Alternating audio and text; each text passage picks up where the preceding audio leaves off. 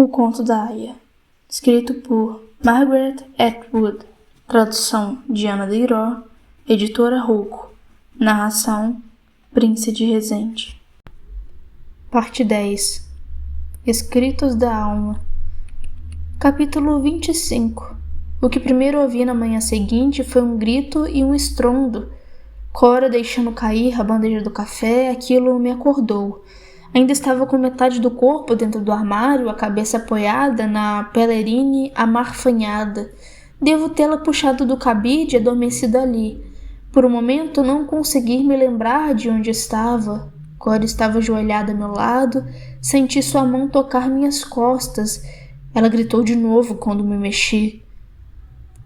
O que há de errado? Perguntei. Virei de barriga para cima e me soergui apoiada no cotovelo. Ah, disse ela. Eu pensei... Ela pensou o quê? Como... disse ela. Os ovos tinham se quebrado no chão. Havia suco de laranja e cacos de vidro quebrado. Vou te trazer outra, disse ela. Que desperdício! O que estava fazendo no chão daquele jeito? Ela está me puxando para me fazer levantar, ficar respeitavelmente de pé. Eu não queria dizer a ela que não tinha ido em nenhum momento para a cama. Não haveria nenhuma maneira de explicar isso. Disse-lhe que devia ter desmaiado. Foi quase igualmente ruim, pois ela se agarrou a isso. Isso é um dos primeiros sintomas, disse ela satisfeita. Isso e vomitar. Ela deveria saber que não tinha havido tempo suficiente, mas estava muito esperançosa. Não é isso, respondi. Eu estava sentada na cadeira, tenho certeza que não é isso, apenas fiquei tonta. Estava parada ali e tudo escureceu. Deve ter sido a tensão, disse ela. De ontem e tudo mais, desgasta e enfraquece a gente. Ela estava se referindo ao nascimento e eu disse que sim. A esta altura, estava sentada na cadeira e ela ajoelhada no chão, catando os cacos de vidro quebrado e ovos, juntando-os na bandeja. Enxugou parte do suco de laranja com um guardanapo de papel. Vou ter que trazer um pano, disse ela. Eles vão querer por que os ovos a mais? A menos que pudesse passar sem eles... Ela levantou o olhar para mim de esguela dissimuladamente e vi que seria melhor se ambas pudéssemos fingir que, afinal, eu tinha comido meu desjejum. Se ela contasse que tinha me encontrado deitada no chão, haveria perguntas demais. De qualquer maneira, teria que explicar o copo quebrado. Macita ficaria mal-humorada se tivesse que preparar um segundo desjejum. Posso ficar sem eles, disse. Não estou com fome. Isso era bom, combinava com uma vertigem e um pequeno desmaio. Mas vou querer uma torrada, disse. Não queria ficar sem comer nada de manhã. Mas caiu no chão. Não me importo, respondi.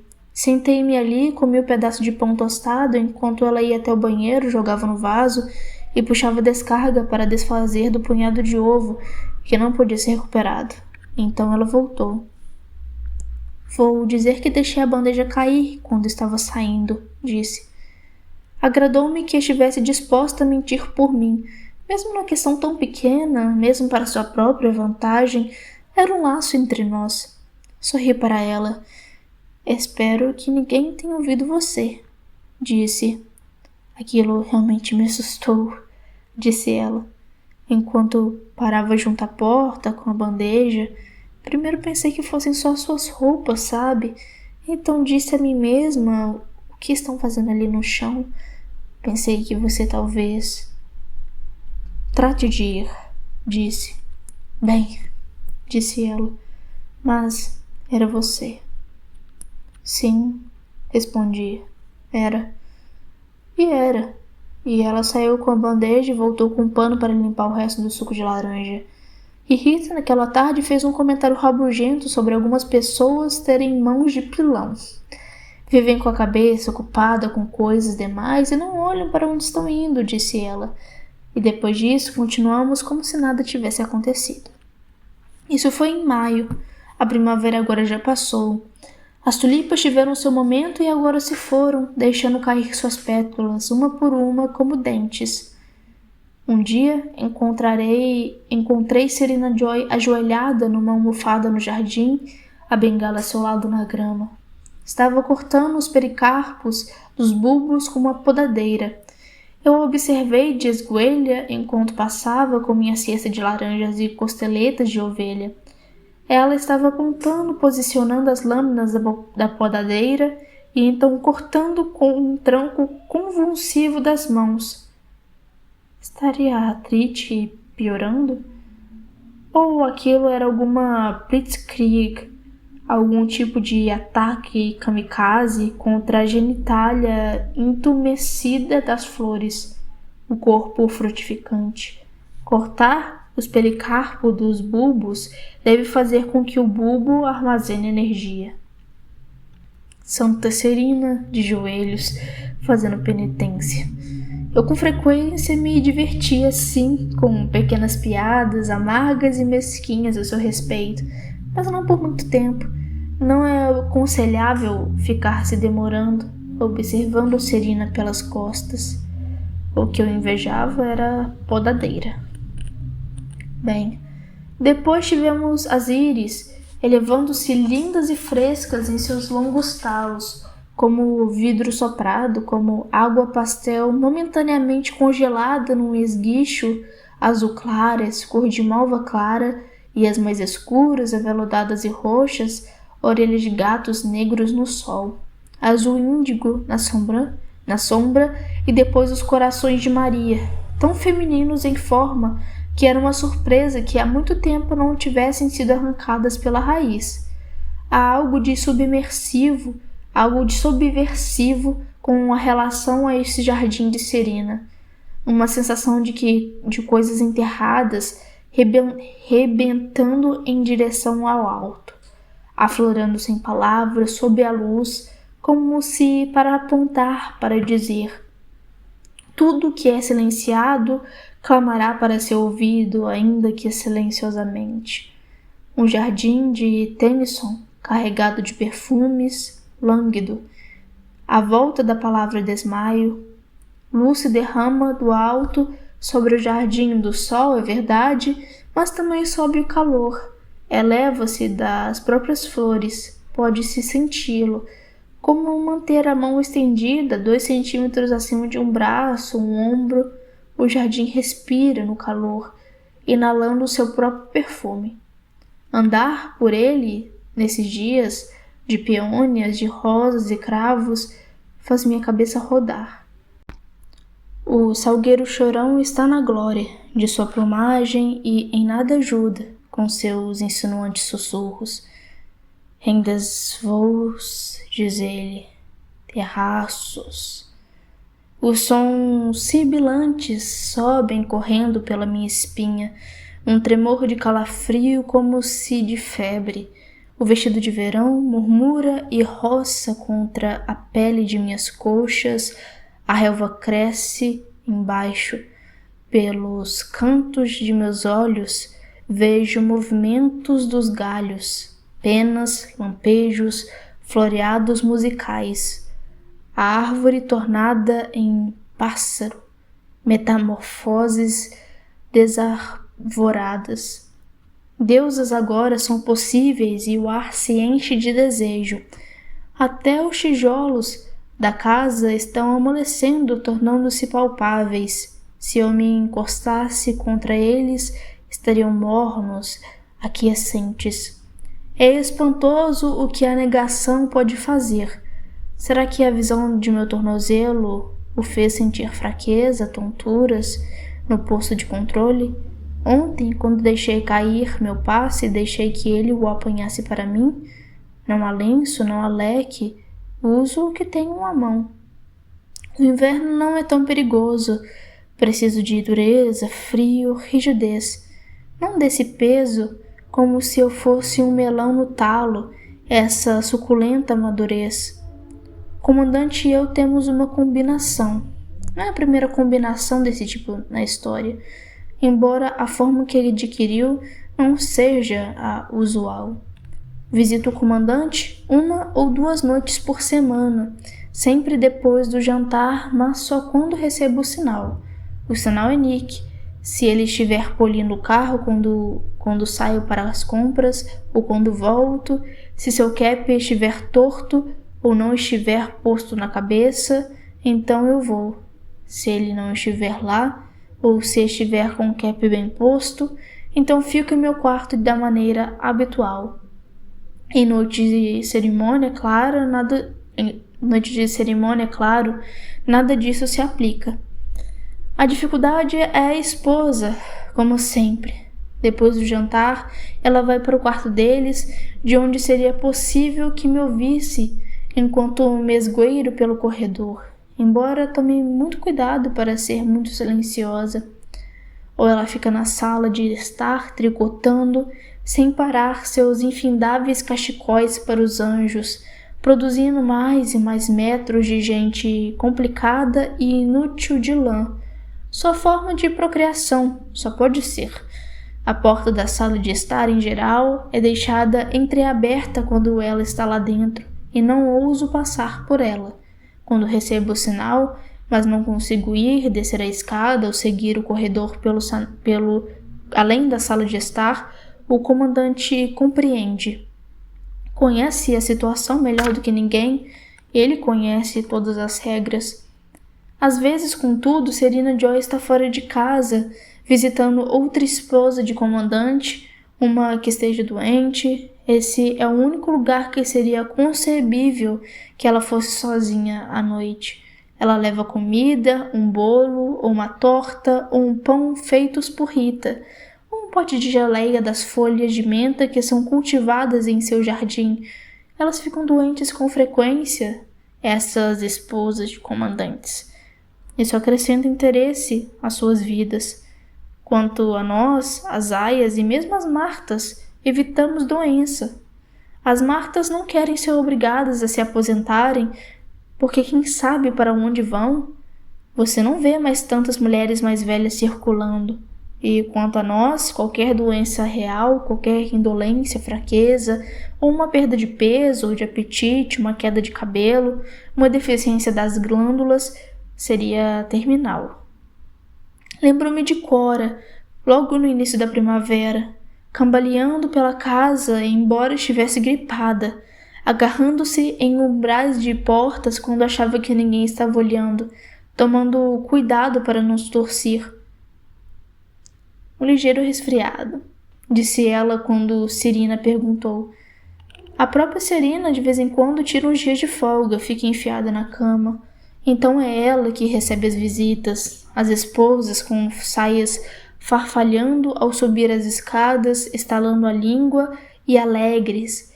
Ela ganha os bolos e as tortas, as geleias, os buquês de flores de seus jardins. Elas se revezam. Há algum tipo de lista invisível, não falada. Cada uma cuida para não exigir mais do que deve de sua parcela de atenção. Nas noites em que Serena está fora, tenho certeza de que serei chamada. Da primeira vez, fiquei confusa. As necessidades dele eram obscuras para mim. O que eu conseguia perceber delas me parecia ridículo, risível, como um fetiche por sapatos de cadarço. Além disso, tinha havido uma espécie de decepção. O que estivera eu esperando por trás daquela porta fechada da primeira vez? Alguma coisa indizível? Ser posta de 4, talvez? Perversões, chicotes, mutilações? No mínimo alguma pequena manipulação sexual, um pecadilho do passado que agora lhe era negado, proibido por lei e punível com amputação. Em vez disso, ser convidada para jogo mexe-mexe, como se fôssemos um par de velhos casados há muitos anos ou 2 crianças. Pareceu uma extrema esquisitice, também uma violação à sua maneira, como um pedido. Era obscuro. De modo que quando deixava o quarto, ainda não estava claro para mim o que ele queria, ou por quê, ou se eu poderia satisfazer algo daquilo para ele. Se vai haver um acordo de intercâmbio, os termos de troca devem ser estipulados antes. Isso era algo que ele certamente não havia feito. Pensei que pudesse estar brincando comigo, fazendo algum tipo de jogo, tipo gato e rato, mas agora creio que seus motivos e desejos não eram evidentes para si, nem para si mesmo. Eles ainda não haviam alcançado o nível das palavras. A segunda noite começou da mesma maneira que a primeira. Fui até a porta, recebi a ordem de entrar. Então seguiram-se as mesmas duas partidas com as peças lisas de cor bege. Prolixo, quartzo, incerteza, sílfide, ritmo. Todos os velhos truques com consoantes que eu conseguia imaginar ou dos quais podia me lembrar. Minha língua me parecia grossa devido ao esforço de soletrar. Era como usar uma linguagem que outrora eu havia conhecido, mas que havia quase esquecido. Uma linguagem que tinha a ver com costumes passados que há muito tempo havia deixado este mundo. Café ao latte, numa mesa ao ar livre, com um brioche, absinto num copo longo, camarões numa cornucópia de jornal, coisas a respeito das quais um dia eu havia lido, mas que eu nunca tinha visto. Era como tentar andar sem muletas, como aquelas cenas em velhos filmes de TV.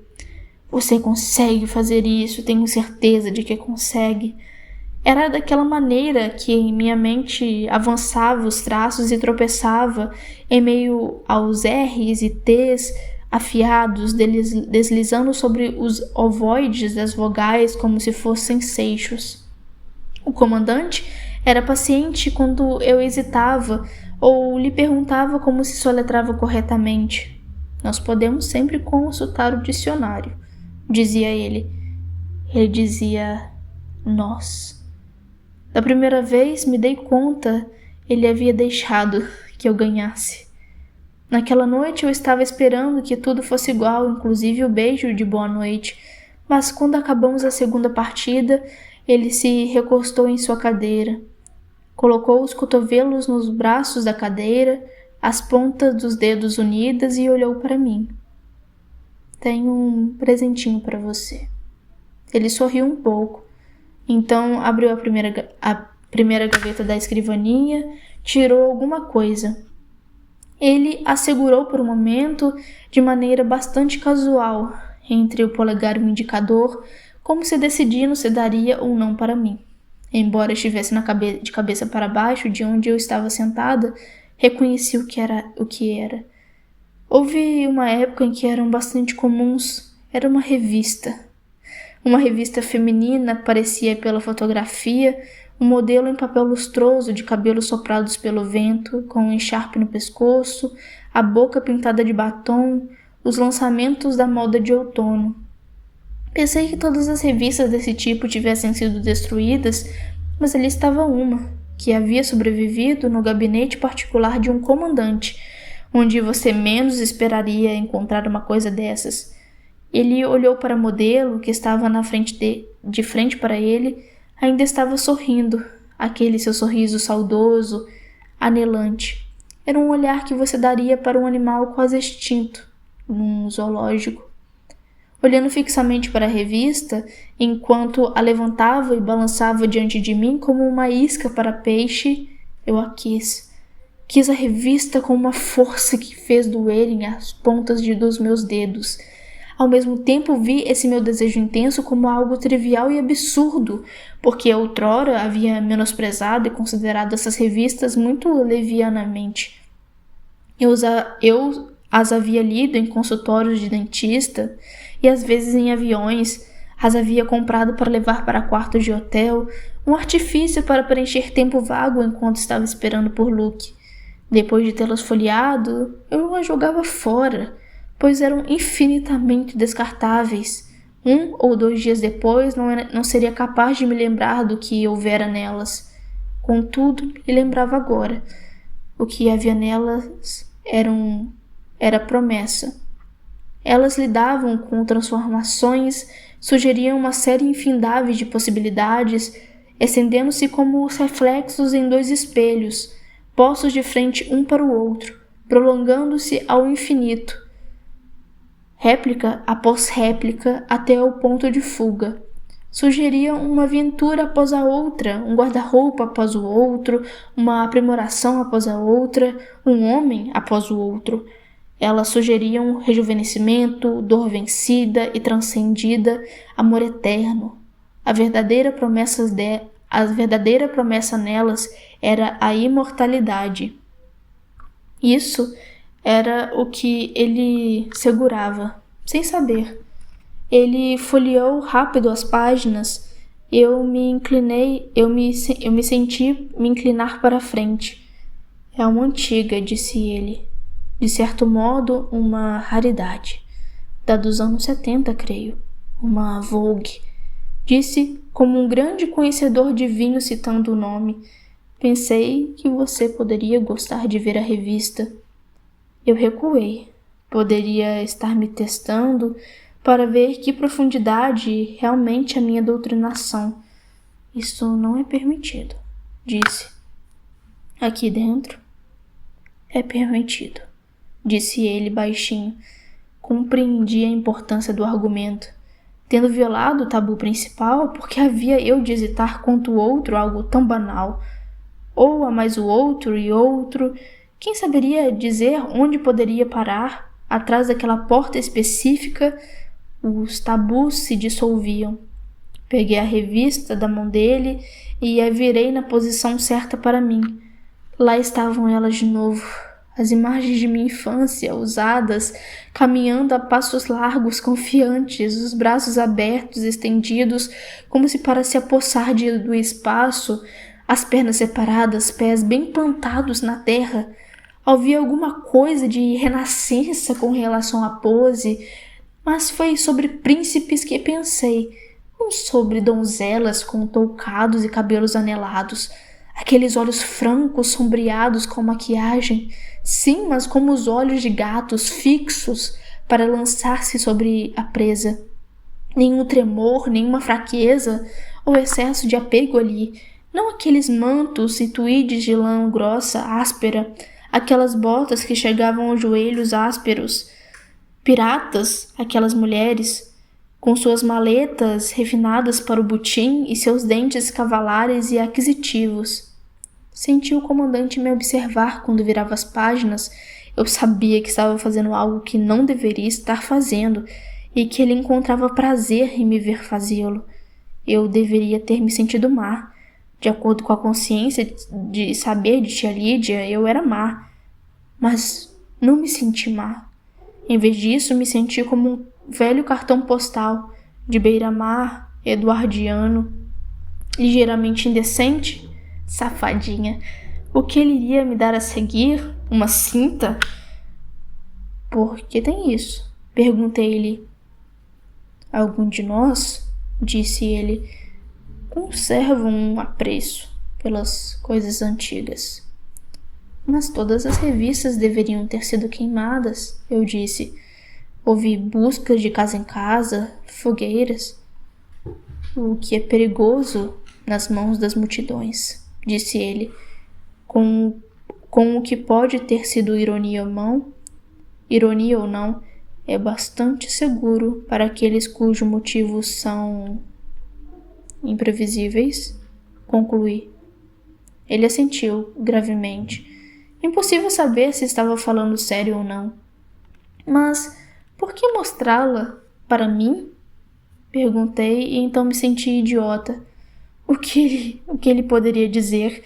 Que estava se divertindo às minhas custas, pois certamente devia saber o quanto aquilo era doloroso para mim ser lembrada de antes. Não estava preparada para o que ele de fato disse. Para quem mais poderia mostrar? Disse, e lá estava de novo, aquela tristeza. Será que devo prosseguir? Pensei. Não queria pressioná-lo demais, depressa demais, eu sabia que era dispensável. Apesar disso, disse bem baixinho. Que tal sua esposa? Ele pareceu pensar a respeito daquilo. Não, respondeu. Ela não compreenderia, de todo modo. Ela não quer mais muita conversa comigo. Parecemos não ter mais muito em comum ultimamente. De modo que lá estava, dito com todas as palavras. A esposa dele não o compreendia. Era para isso que eu estava ali então. A mesma velha história. Era banal demais para ser verdade. Na terceira noite pedi a ele que me conseguisse uma loção para as mãos. Eu não queria soar suplicante, mas queria o que pudesse obter. O quê?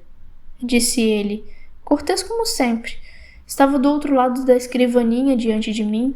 Não tocava muito em mim, exceto por aquele único e obrigatório beijo. Nada de apalpadelas, de respiração ofegante, nada disso. Teria sido inadequado, de alguma forma para ele, bem como para mim. Loção para as mãos, eu disse, ou loção para o rosto. Nossa pele fica muito seca. Por algum motivo eu disse nossa em vez de minha. Também gostaria de ter um pouco de óleo de banho naqueles pequeninos glóbulos coloridos que costumava poder ter, que eram tão parecidos com mágica quando existiam no grande pote de vidro redondo em casa, no banheiro de minha mãe. Mas imaginei que ele não saberia o que eram. De qualquer maneira, provavelmente não eram mais fabricados. Seca? Disse o comandante, como se nunca tivesse pensado naquilo antes. O que vocês fazem contra isso? Usamos manteiga, respondi. Quando conseguimos arranjar, ou margarina. A maior parte do tempo é margarina. Manteiga? Disse ele meditando. Isso é muito criativo, manteiga. Deu uma gargalhada. Tive vontade de lhe dar um tabefe. Acho que posso conseguir um pouco disso, disse, como se fazendo a vontade de uma criança pedindo chiclete de bola. Mas ela poderia sentir o cheiro em você. Fiquei a me perguntar se esse temor dele vinha de experiências passadas. Há muitas passadas, batom no colarinho, perfume nos punhos, uma cena, tarde da noite, em alguma cozinha ou quarto. Um homem desprovido de tal experiência não pensaria nisso, a menos que ele seja mais matreiro do que parece. Eu serei cuidadosa, disse. Além disso, ela nunca está tão perto de mim. Às vezes está, disse ele. Baixei a cabeça. Eu havia me esquecido daquilo. Podia sentir meu rosto enrubescendo. Não usarei nessas noites, disse. Na quarta noite, ele me deu a loção para as mãos, numa garrafa plástica sem rótulo. Não era de muita boa qualidade, cheirava levemente a óleo vegetal. Nada de lírio dos vales para mim. Era possível que eu fosse algo que fabricasse para ser usado em hospitais para escaras, mas de qualquer maneira eu lhe agradeci. O problema é, disse-lhe, não tenho nenhum lugar onde guardá-lo. Em seu quarto? Disse ele como se fosse óbvio. Elas o encontrariam, disse. Alguém encontraria. Por quê? Perguntou como se de fato não soubesse. Talvez não soubesse mesmo. Não é a primeira vez que dava prova de ser realmente ignorante quanto às verdadeiras condições em que vivíamos. Elas procuram, respondi. Revistam tudo em nossos quartos. Em busca de quê? Perguntou. Creio que perdi o controle então. Um pouquinho. Lâminas de barbear, disse. Livros, escritos, objetos do mercado negro, todas as coisas que não devemos ter. Deus do céu, o senhor deveria saber. Minha voz estava mais zangada do que eu pretendia, mas ele nem sequer pestanejou. Então você vai ter que guardar aqui, disse. De modo que foi o que eu fiz. Ele me observou passando-a em minhas mãos e depois no rosto, com aquele mesmo olhar de estar vendo algo através de grades.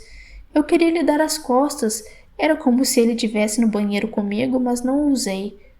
Para ele, tenho que me lembrar, sou apenas um capricho. Capítulo 26. Quando a noite da cerimônia chegou de novo, 2 ou 3 semanas depois, descobri que as coisas estavam mudadas. Havia uma dificuldade agora, um embaraço que não existira antes. Antes, eu havia tratado aquilo como uma tarefa desagradável para ser realizada o mais depressa possível, de modo que pudesse estar logo terminada. Seja forte, dura como aço, minha mãe costumava dizer, antes de exames a que eu não queria me submeter ou ir nadar em água fria. Nunca pensei muito na época o que aquela frase significava, mas tinha a ver com metal, com armadura, e isso era o que eu fazia. Ficava dura como aço. Fingia não estar presente, não em carne e osso. Esse estado de ausência, de existir separado do corpo, tinha sido verdade para o comandante também, agora eu sabia. Provavelmente pensava a respeito de outras coisas o tempo todo em que estava conosco, pois, é claro, Serena Joy também estava naquelas noites. Ele poderia ficar pensando sobre o que fazia durante o dia, sobre jogar golfe ou sobre o que comera no jantar. O ato sexual, embora o desempenhasse de uma maneira mecânica, devia ser em grande medida inconsciente para ele, como se coçar.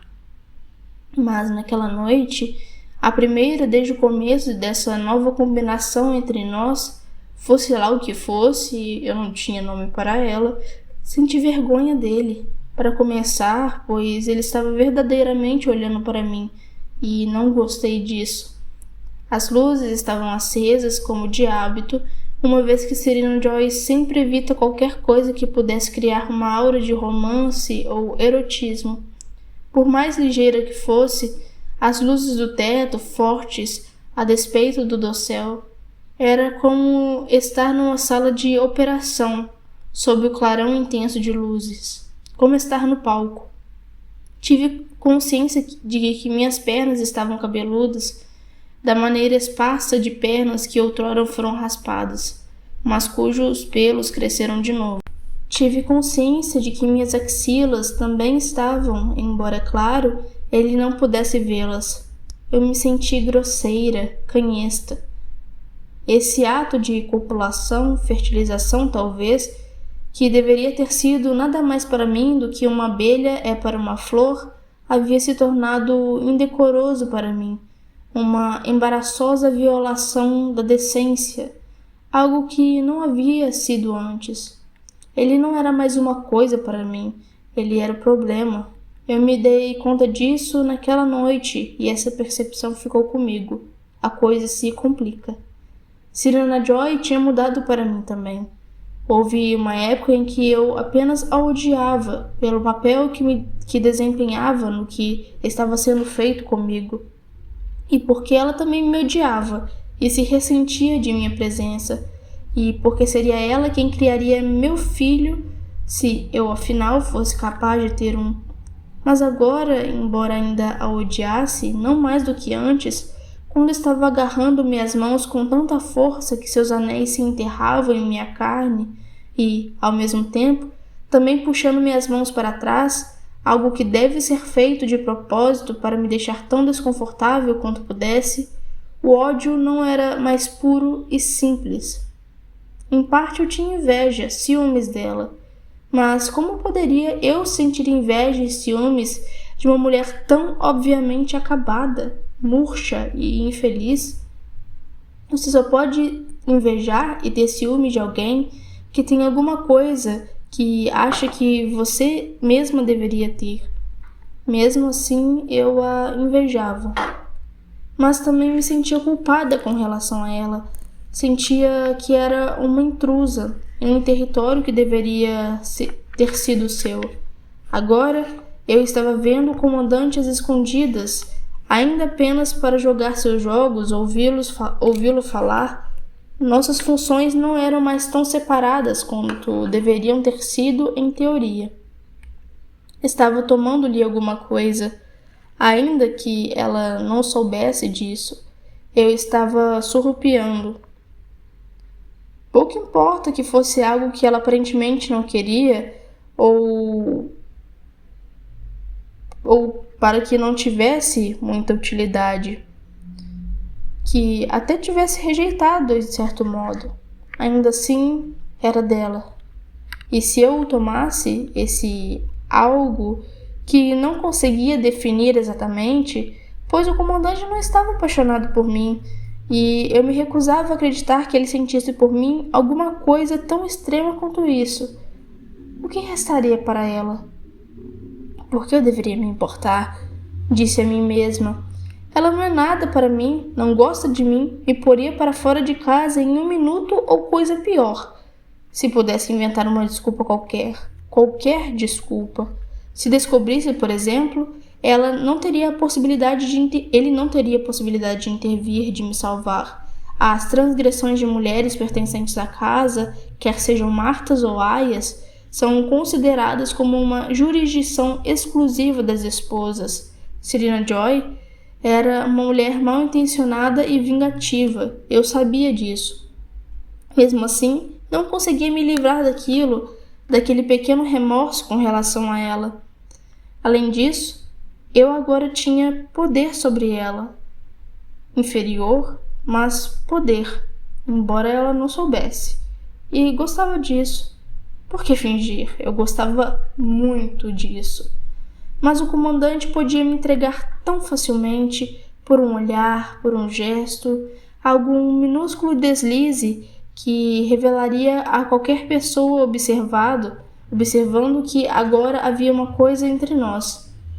Ele quase o fez na noite da cerimônia. Estendeu a mão para cima para tocar meu rosto.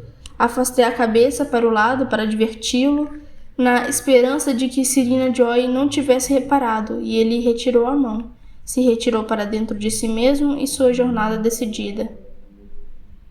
Não faça aquilo de novo, disse-lhe na vez seguinte que estávamos a sós. Fazer o quê? Disse ele. Tentar me tocar daquela maneira quando ela está presente. Eu tentei. Poderia fazer com que eu fosse transferida, disse, para as colônias, sabe disso. Ou pior, eu achava que ele deveria continuar a agir em público como se eu fosse um grande vaso ou uma janela, parte do cenário, inanimada, transparente. Perdoa-me, disse ele. Não tive a intenção, mas acho... O quê?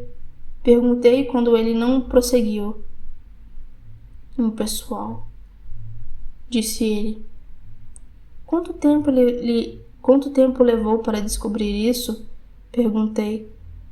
Pode ser pela maneira como estava falando com ele que já estávamos em termos diferentes. Para gerações que vierem depois, dizia tia Lídia, será tão melhor. As mulheres viverão juntas em harmonia, todas numa única família. Vocês serão como filhas para elas, e quando o nível da população voltar a subir de acordo com as expectativas, não precisaremos transferir vocês de uma casa para outra, porque haverá mulheres suficientes para todas. Poderão existir verdadeiros laços de afeto, dizia ela, pestanejando para nós de maneira insinuante sobre condições como essas. Mulheres unidas para um fim comum, ajudar umas às outras em suas tarefas cotidianas enquanto percorrem um caminho da vida juntas, cada uma desempenhando sua tarefa determinada. Por que esperar que uma mulher desempenhe todas as funções necessárias à administração serena de um lar? Não é razoável nem humano. Suas filhas terão maior liberdade. Estamos trabalhando para atingir a meta de um pequeno jardim para cada uma de vocês. As mãos unidas com os dedos cruzados de novo, a voz suspirante. E essa é apenas uma, por exemplo, o dedo levantado, balançando para nós. Mas não podemos ser porcos esganados e exigir demais antes que esteja pronto, não é mesmo? O fato é que eu sou amante dele. Homem no poder sempre tiveram amantes. Por que as coisas haveriam de ser diferentes agora? As combinações e arranjos são exatamente os mesmos, é verdade.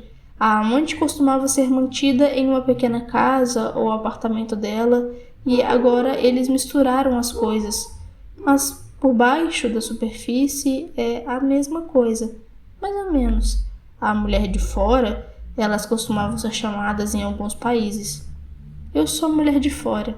É minha função oferecer o que de outro modo falta. Mesmo o mexe-mexe é uma posição absurda, bem como infame.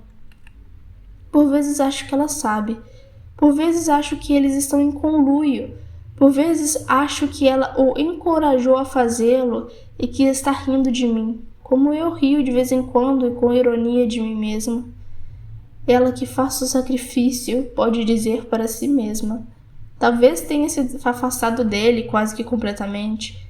Talvez essa seja a sua versão de liberdade.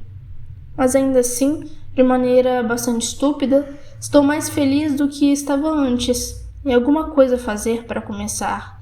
Alguma coisa para encher o tempo à noite em vez de ficar sozinha em meu quarto. É alguma coisa em que pensar. Eu não amo o comandante nem nada de parecido com isso. Mas ele é interessante e importante para mim, ocupa espaço, é mais do que uma sombra. E eu para ele. Para ele não sou mais apenas um corpo usável.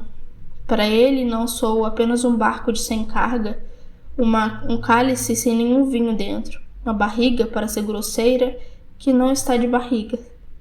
Para ele eu não sou meramente vazia. Capítulo 27. Caminho com Glenn pela rua de verão, está quente e úmido. Outrora este teria sido o tempo de usar vestido solto de alças e sandálias. Em cada uma de nossas cestas há morangos, é a estação dos morangos agora, de modo que os comeremos e os comeremos até enjoarmos deles, e peixes embrulhados. Compramos os peixes na Pães e Peixes, com sua placa de madeira, um peixe com um sorriso e cílios, embora não vendam pães. A maioria das casas faz seu próprio pão, embora você possa comprar pães franceses duros e secos e rosquinhas murchas ressecadas no pão nosso de cada dia, se acontecer de lhe faltar. Pães e Peixes raramente está aberta. Por que se dar ao trabalho de abrir quando não há nada para vender? Os lugares de pesca no mar tornaram-se extintos há vários anos. Os poucos peixes que temos agora vêm de fazendas marinhas onde são criados em cativeiro e têm gosto de lama. Os noticiários dizem que as áreas costeiras estão sendo deixadas em repouso. Linguado, eu me lembro, adoque, peixe-espada, vieiras, atum, lagostas recheadas e assadas, salmão, a carne rosada e gorda grelhada em filés. Poderia todos eles estar extintos como as baleias? Ouvi esse boato, que me foi passado em palavras mudas, os lábios mal se movendo, enquanto estávamos na fila do lado de fora, esperando que a loja abrisse, atraídas pelo retrato de suculentos filés de carne branca na vitrine. Eles põem o retrato na vitrine quando tem alguma coisa, tiram quando não tem, linguagens de sinais. Glenn e eu andamos devagar hoje. Estamos com calor em nossos vestidos compridos, molhadas de suor debaixo dos braços, cansadas. Pelo menos nesse calor não temos que usar luvas. Costumava haver uma sorveteria em algum lugar neste quarteirão. Não consigo me lembrar do nome. As coisas podem mudar tão depressa, prédios podem ser demolidos ou transformados em alguma outra coisa. É difícil mantê-las claras em sua mente da maneira como costumavam ser. Você podia pedir 2 bolas e, se quisesse, eles punham raspas de chocolate salpicadas em cima. Estes tinham o nome de um homem. Jones, Jacks, não consigo me lembrar.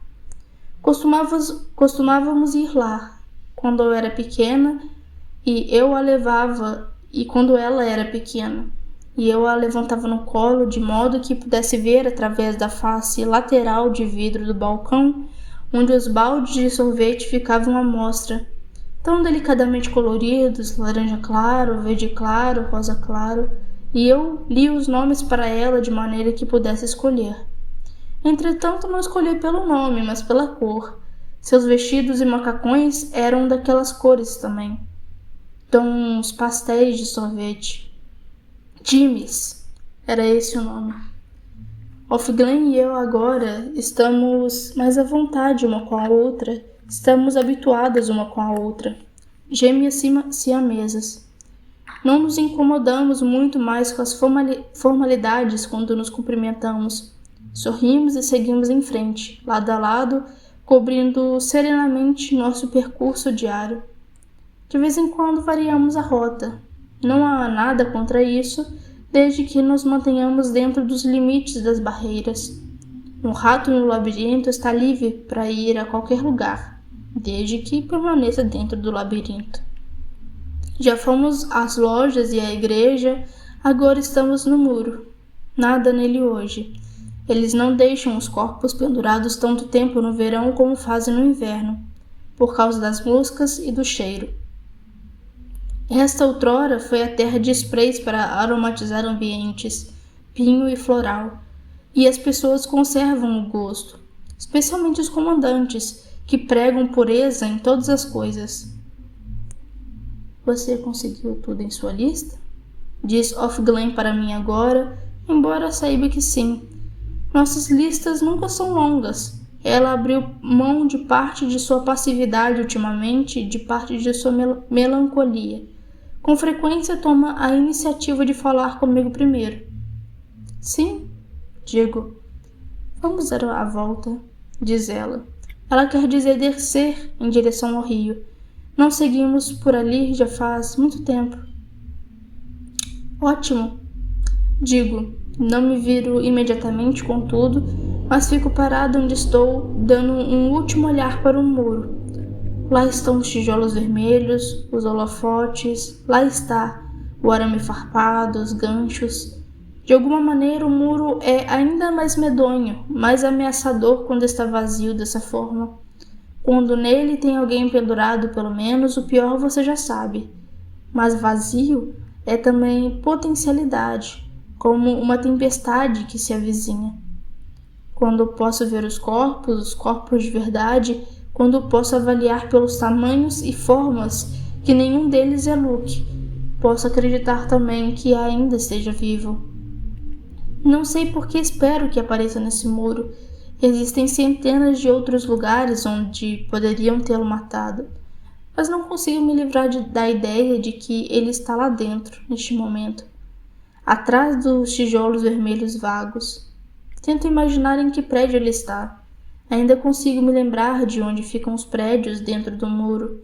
Costumávamos poder andar por lá com toda a liberdade, quando era uma universidade.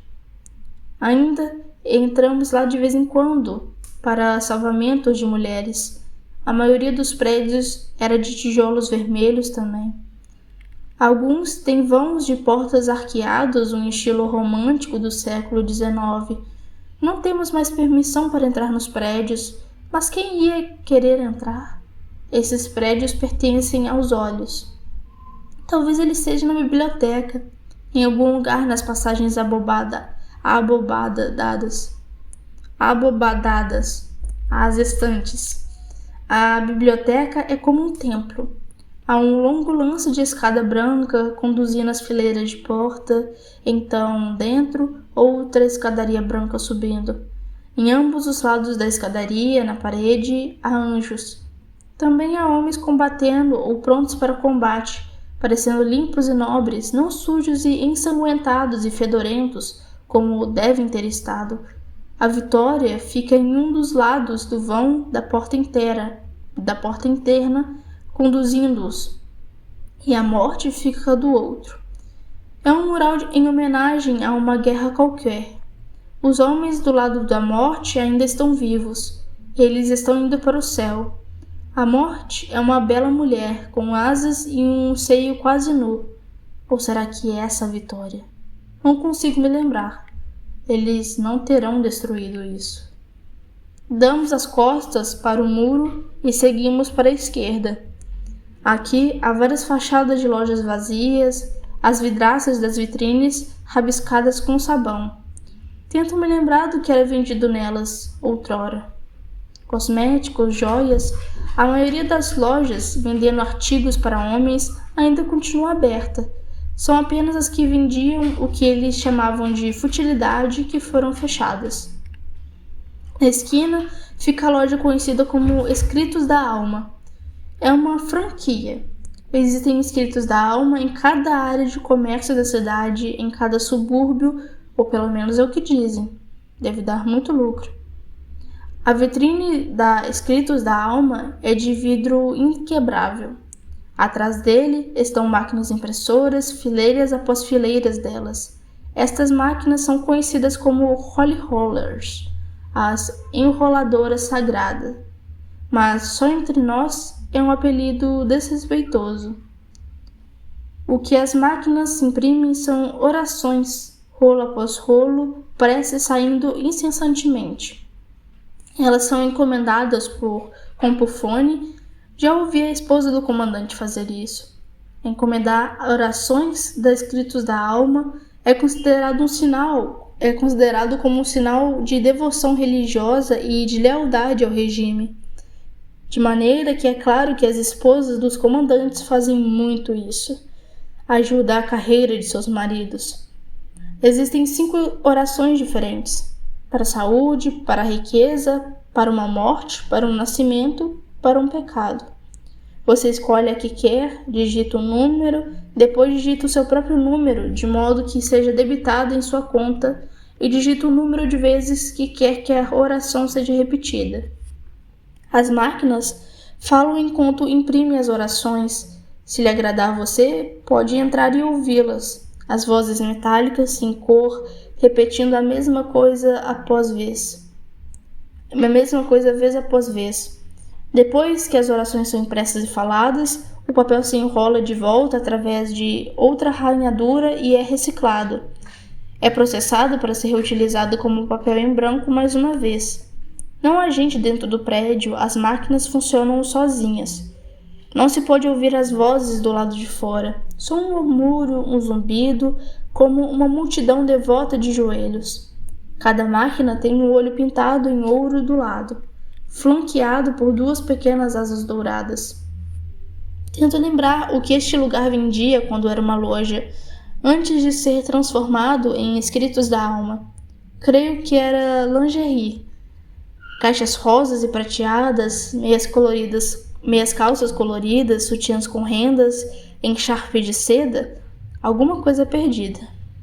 Off-Glen e eu paramos do lado de fora da Escritos da Alma, olhando através das vitrines de vidro inquebráveis, observando as orações jorrando das máquinas e desaparecendo de novo através da fenda, de volta para o reino do não dito.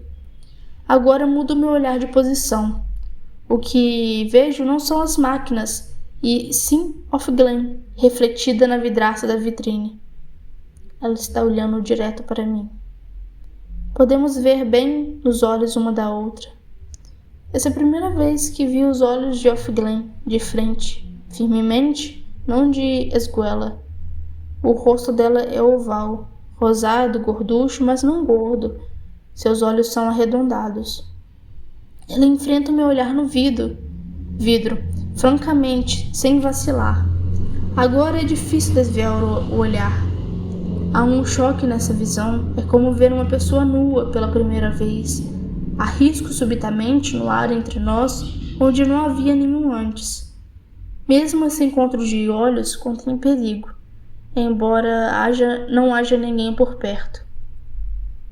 Finalmente Off-Glen fala. Você acha que Deus escuta? Diz ela. Estas máquinas. Ela está sussurrando. Nosso hábito no centro. No passado, esse teria sido um comentário bastante trivial, uma espécie de especulação acadêmica. Agora, neste momento, é traição. Eu poderia gritar, eu poderia sair correndo, fugir, poderia dar-lhe as costas silenciosamente para mostrar-lhe que não vou tolerar esse tipo de conversa em minha presença, subversão, sedição, blasfêmia, heresia, tudo ao mesmo tempo. Eu me faço forte, dura como aço. Não, digo. Ela deixa escapar a respiração em um longo suspiro de alívio. Atravessamos juntas a linha invisível. Eu também não, diz ela. Embora imagine que seja fé, de alguma forma inferior, digo, como as rodas de preces tibetanas. O que são elas? Pergunta. Eu apenas li a respeito delas, digo. Giravam movidas pelo vento. Não existem mais agora. Como tudo, diz ela. Só agora paramos de olhar uma para a outra. É seguro aqui? Sussurro. Imagino que seja o lugar mais seguro, diz ela. Parecemos estar só rezando. Só isso.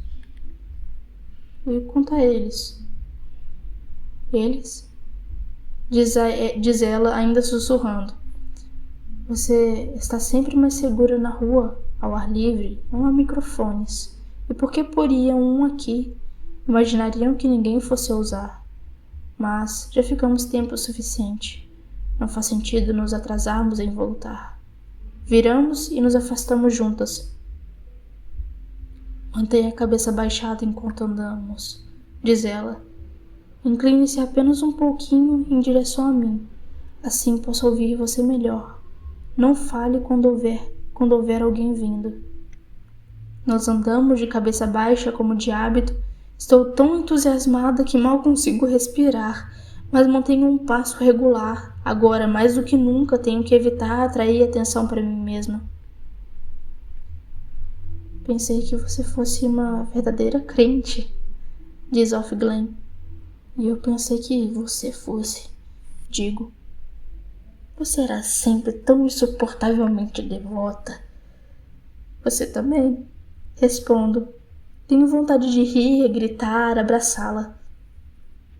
Você pode se juntar a nós, diz ela. Nós? Digo. Então existem outras. Existiu um nós? Eu sabia. Você não imaginou que eu fosse a única, diz ela. Eu não imaginei isso. Ocorre-me que ela pode ser uma espiã, uma embusteira, preparando uma armadilha para me apanhar. Tal é o solo em que crescemos. Mas não consigo acreditar nisso.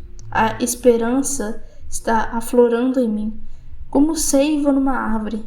Sangue numa ferida, nós fizemos uma abertura. Quero perguntar a ela se viu Moira, se alguém pode descobrir o que aconteceu com Luke, com minha filha, até mesmo a minha mãe. Mas não há muito tempo. Cedo demais, estamos nos aproximando da esquina da rua principal, a que fica antes da primeira barreira. Haverá gente demais. Não diga uma palavra. Me diverte Off-Glen, embora não precise. De maneira nenhuma. É claro que não. Digo, a quem eu poderia contar? Caminhamos pela rua principal em silêncio, passando pelos lírios, passando pela toda a carne. Há mais gente nas calçadas nessa tarde do que de costume. O tempo quente deve tê-los feito sair. Mulheres de verde, azul, vermelho, listras, homens também, alguns de uniforme e alguns de trajes civis. O sol é de graça, ainda está lá para ser apreciado. Embora ninguém mais tome banho de sol, não em público. Há mais carros também, tormentas com seus choferes e seus ocupantes privilegiados, Carros inferiores dirigidos por homens inferiores. Alguma coisa está acontecendo. Há uma comoção, um alvoroço em meio ao cardume de carros. Alguém está virando para o lado e encostando junto ao meu fio, como se para sair do caminho. Levanto o olhar rapidamente. É uma caminhonete preta, com o olho alado branco do lado. Não está com a sirene ligada, mas os outros carros a evitam de todo modo. Ela passa lentamente pela rua, como se à procura de alguma coisa. O tubarão a espreita. Congelo. O frio percorre meu corpo inteiro, descendo até os pés. Deviam haver microfones, afinal. Eles nos ouviram no final das contas. Off-Glen, sob a cobertura de sua manga, agarra meu cotovelo. Continue andando, sussurra. Finge que não vê. Mas não posso deixar de ver. Bem na nossa frente a caminhonete para.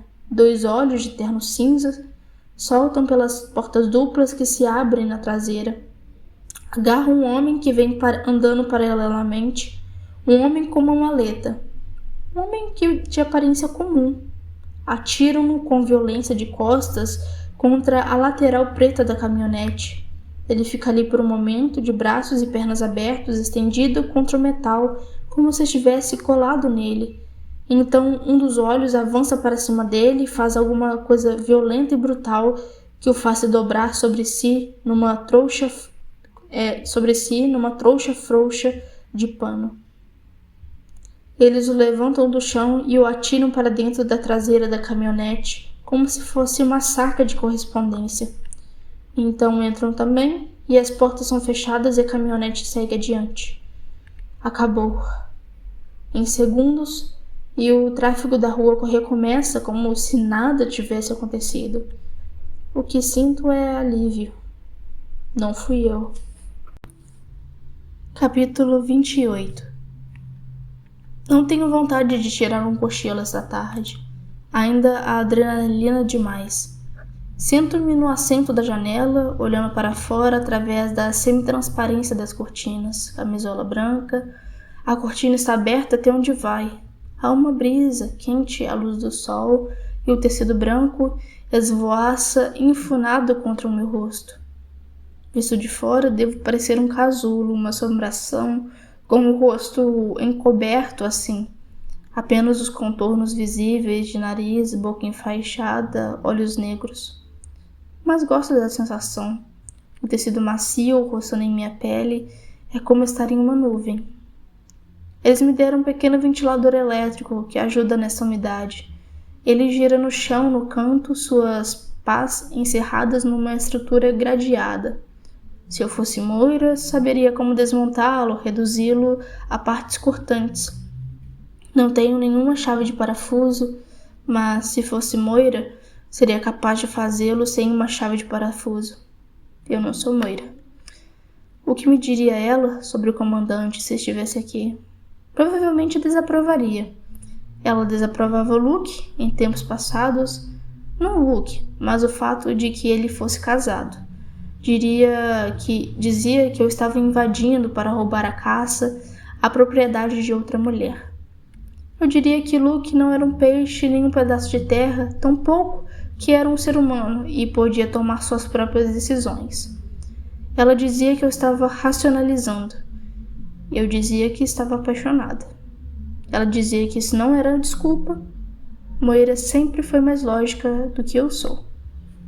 Eu disse que ela própria não tinha mais aquele problema desde que decidira que preferia mulheres e, até onde eu podia ver, não tinha quaisquer escrúpulos quanto a roubá-las ou pegá-las emprestado quando eu tinha vontade. Ela disse que isso era diferente porque o equilíbrio de poderes era igual entre mulheres, de modo que sexo era uma transação entre partes meeiras. Eu disse que partes meeiras era uma expressão machista, se era assim que ela ia ser, e, de qualquer maneira, aquele argumento estava ultrapassado. Ela disse que eu banalizava a questão e que se pensava que estava ultrapassada, estava vivendo com a cabeça enfiada na areia. Fizemos tudo isso na minha cozinha, tomando café, sentadas à mesa da cozinha. naquelas vozes baixas e intensas que usávamos para discussões daquele tipo quando tínhamos 20 e poucos anos. Uma regressão ao nosso tempo de faculdade. A cozinha ficava no apartamento em estado precário, numa casa antiga revestida de tábuas de madeira perto do rio, do tipo com 3 andares e com uma escada externa nos fundos. Eu morava no 2º andar, o que significava que eu ouvia o barulho de cima e o de baixo. Dois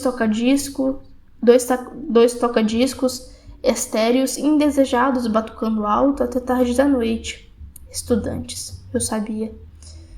Ainda estava no meu primeiro emprego, que não pagava muito.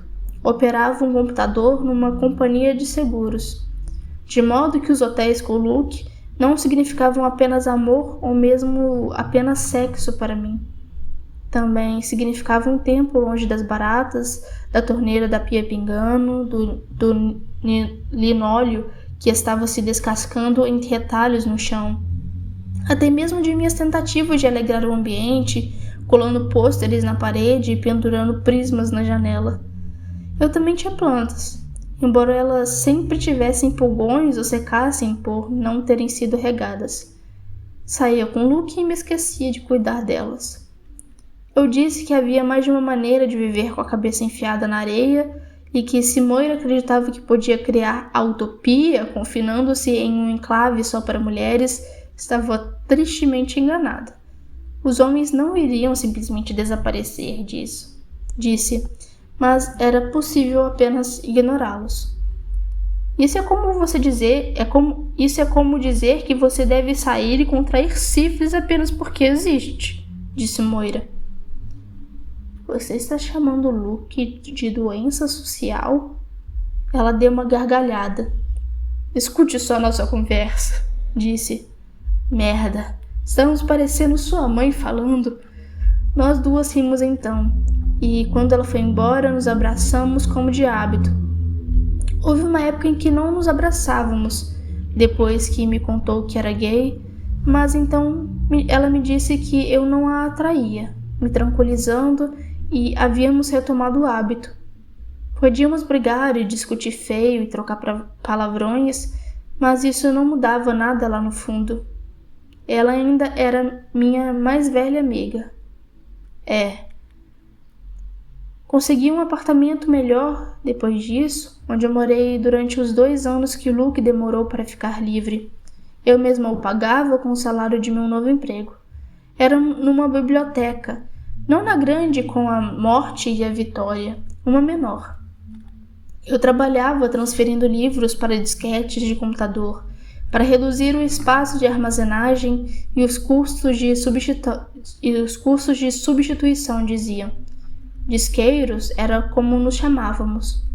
Chamávamos a biblioteca de discoteca, o que era uma piada entre nós. Depois que os livros eram transferidos, deveriam ir para a máquina de picar papel, mas algumas vezes eu os levava para casa comigo. Gostava de tocar neles e de olhar para eles. Luke dizia que eu tinha a mente de um antiquário. Gostava disso. Ele próprio gostava de coisas velhas. É estranho agora pensar em ter um trabalho, um serviço. É uma palavra engraçada. Isso é serviço para homem? Já fez o serviço? Diziam para crianças quando estavam sendo ensinadas a usar o banheiro. Ou cachorros. Ele fez o serviço no tapete. Você devia bater neles com o jornal enrolado, minha mãe dizia. Lembro-me de quando havia jornais, embora nunca tenha tido um cachorro, só gatos. O livro de Job, a Bíblia, o livro do serviço de Deus. Todas aquelas mulheres tendo empregos, fazendo seu serviço, difícil de imaginar agora. As milhares delas tinham empregos, milhões. Era considerado uma coisa normal. Agora é como lembrar dinheiro em papel moeda, quando eles ainda tinham isso. Minha mãe guardou algumas notas coladas em seu livro de lembranças, junto com as fotos antigas. Naquele tempo já era obsoleto, não se podia comprar nada com ele. Pedaços de papel, um tanto espesso, gorduroso ao toque, de cor verde, com ilustrações dos 2 lados, de um, e um velho qualquer de peruca, e do outro, uma pirâmide com um olho acima dela. Dizia: em Deus confiamos. Minha mãe dizia que as pessoas costumavam ter cartazes ao lado das caixas registradoras para uma piada.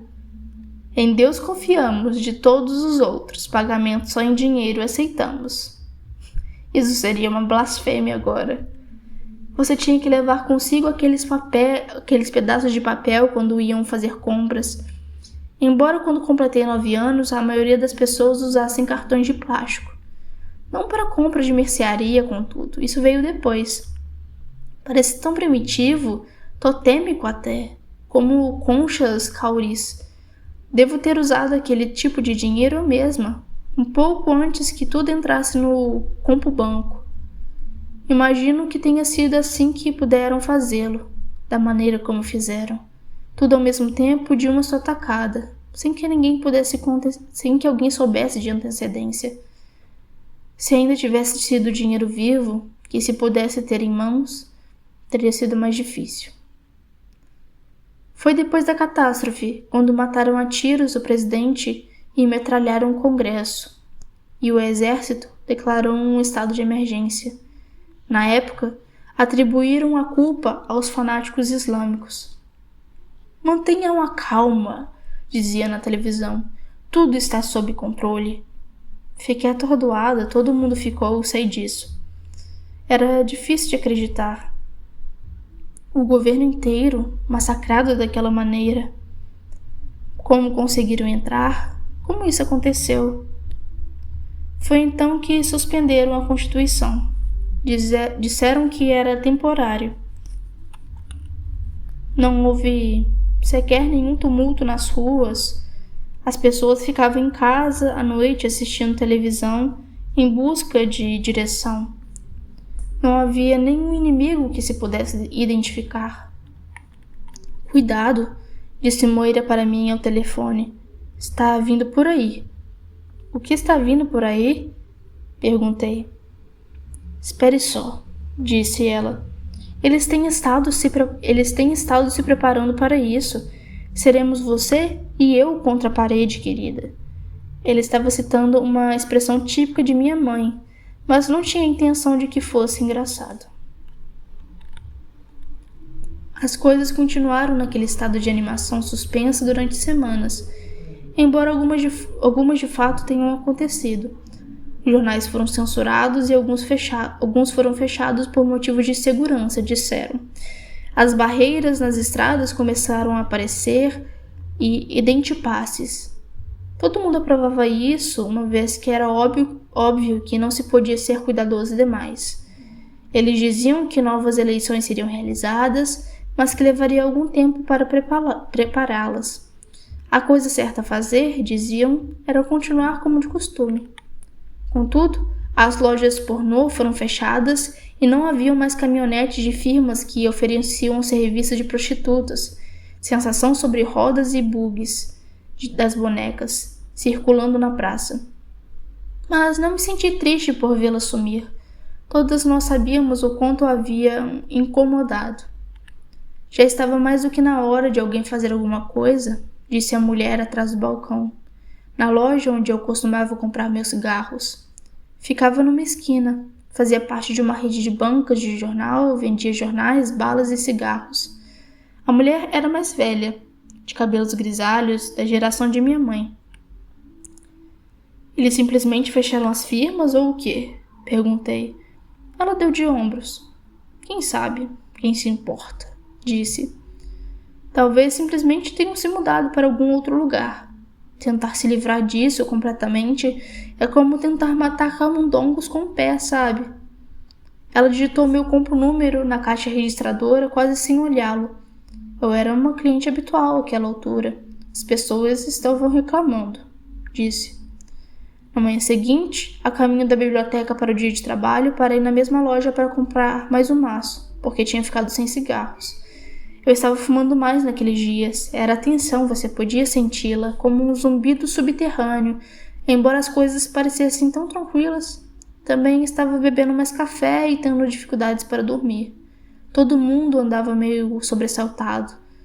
Havia muito mais música no rádio do que de hábito, e menos palavras. Isso foi depois de estarmos casados. Há anos aparecia. Ela estava com 4 anos, na creche e no jardim de infância. Todos nós tínhamos acordado de maneira habitual e tomado café com leite, granola, me lembro, e Luke a levara de carro para a escola com a roupinha que eu havia acabado de comprar para ela há apenas umas 2 semanas, um macacão listrado e uma camiseta azul. Que mês era esse? Deve ter sido setembro. Havia um transporte coletivo na escola que deveria pegar as crianças em casa. Mas por algum motivo eu queria que Luke o fizesse. Estava começando a ficar preocupada com o transporte coletivo. As crianças não iam mais a pé para a escola. Tinham acontecido desaparecimentos demais. Quando cheguei à loja da esquina, a mulher de costume não estava lá. Em vez dela, havia um rapaz, não podia ter mais de 20 anos. Ela está doente? Perguntei a ele enquanto lhe entregava o meu cartão. Quem? Disse ele agressivamente, achei. A mulher que costumava estar aqui, disse. Como poderia saber? Disse ele. Estava digitando meu número, examinando cada número, digitando com um dedo. Era evidente que nunca tinha feito aquilo antes. Tamborilei os dedos sobre o balcão impaciente por um cigarro, me perguntando se alguém jamais lhe dissera que se podia fazer alguma coisa a respeito daquelas espinhas em seu pescoço. Lembro-me muito claramente da aparência dele, alto, ligeiramente corcunda, cabelo escuro cortado bem curto, olhos castanhos que pareciam se concentrar 5 centímetros atrás do alto do seu nariz, e aquela acne. Imagino que me lembre dele tão claramente por causa do que disse a seguir. Desculpe, disse ele. Este número não é válido. Isso é ridículo, retruquei. Tem que ser válido. Tenho alguns milhares em minha conta. Acabei de receber o extrato com saldo há 2 dias. Tente de novo. Não é válido, repetiu ele obstinadamente. Está vendo aquela luz vermelha? Significa que não é válido. Você deve ter feito um erro, disse. Tente de novo. Ele deu de ombros e me deu um sorriso de quem está farto, mas tentou o número outra vez. Desta vez observei seus dedos em cada número e verifiquei os números que apareciam na tela. Era o meu número correto, mas lá estava a luz vermelha. Viu? Disse ele de novo, ainda com aquele sorriso, como se soubesse de uma piada particular que não fosse me contar. Ligarei para eles de meu escritório. O sistema já havia cometido erros antes, mas alguns telefonemas geralmente resolviam o problema. Ainda assim, estava furiosa, como se tivesse sido injustamente acusada de alguma coisa de que eu nem sequer tivesse conhecimento, como se eu mesma tivesse cometido o erro. Faça isso, disse ele com indiferença. Deixei os cigarros no balcão uma vez que não os havia pagado. Imaginei que poderia filar alguns no trabalho. Telefonei do escritório, mas tudo que obtive como resposta foi uma gravação. As linhas estavam sobrecarregadas, dizia a gravação. Poderia, por favor, voltar a ligar mais tarde? As linhas permaneceram sobrecarregadas a manhã inteira, até onde eu podia dizer. Liguei de volta várias vezes, mas nada foi feito. Até isso não era muito incomum.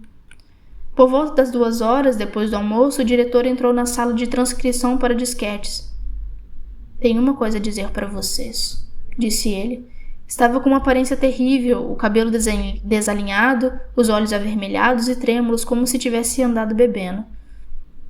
Todos nós levantamos o olhar para ele, desligamos nossas máquinas. Devia haver 8 ou 10 de nós na sala. Eu sinto muito, disse ele. Mas é a lei. Eu realmente sinto muito. Por quê? Perguntou alguém. Vou ter que dispensar vocês, disse ele. É a lei, tenho que fazê-lo. Tenho que dispensar vocês todas. Ele disse isso delicadamente, como se fôssemos animais selvagens. Sapos que tivessem apanhado num copo de vidro, como se estivesse sendo humanitário. Estamos sendo demitidas? Perguntei e eu me levantei. Mas por quê? Não demitidas, disse ele. Dispensadas. Não podem trabalhar mais aqui. É a lei. Ele enfiou as mãos nos cabelos. Eu pensei, ele ficou maluco. A pressão foi demais para ele e entrou em curto-circuito. Não pode simplesmente fazer isso, disse a mulher que estava ao meu lado.